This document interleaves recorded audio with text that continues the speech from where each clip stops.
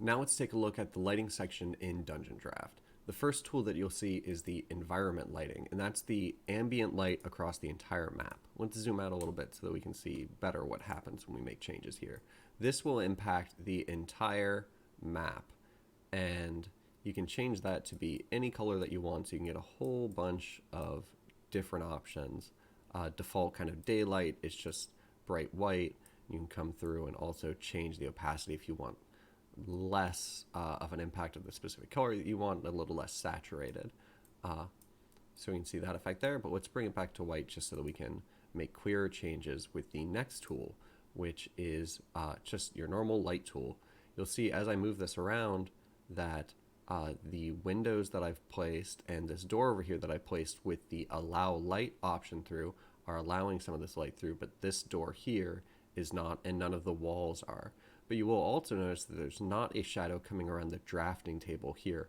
Objects don't cast shadows, only walls and some of the material brushes and other things, and the cave brush impact where light is going. But you can get a lot of cool dramatic effects by having light in different areas here. But let's do some motivated lighting. I started off with a light here, a candle on top of this drafting table, but this is kind of a lot of light for a candle to be putting off. So let's reduce the range over here so it'll cover less area. Yeah, something more like that. And let's see what a maximum intensity in that area would look like. That's that. And this is the lowest intensity, 0.5. It's barely even there if you can make it out through the YouTube compression. So let's come up and make this maybe 1.5 or so. Bright candle with a limited range. That's just enough to brighten up the table that it's on. So we place that there, and you see that we also have these color options here. We can do this lightish color, or we can come through and do a blue. We can see how that gets placed in place, or this brighter orange, which actually would probably be better for the candle because it is more of a flame color. So we'll replace that after hitting Control Z and replace the light there. We also have green, and you can make any other color that you want, and you have similar opacity controls to limit the brightness or the saturation of some of these effects. Now, you'll also see this shadows option. So this will impact when the light interacts with a wall, the shadow that gets cast in a different area, or with one of the other material brushes. We'll keep that on for now.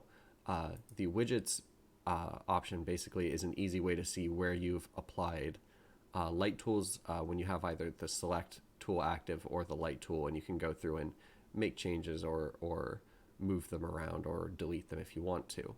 Now we'll turn widgets off and that there, and we'll come in and make another flame for this fire, and that's a brighter fire. And you'll see that it's not passing through the wall, but if I came over here, this door and these windows have light enabled to pass through, and so light from the outside will impact the outside. So let's actually come in and move this fire over here and come back to the light tool and place with a little bit more range this fire, and we can see how it starts to impact the different areas of the map.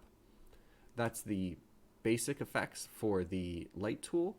Come back when we take a look at the settings area, just for a quick final overview of some of the things that you can do in DungeonDraft.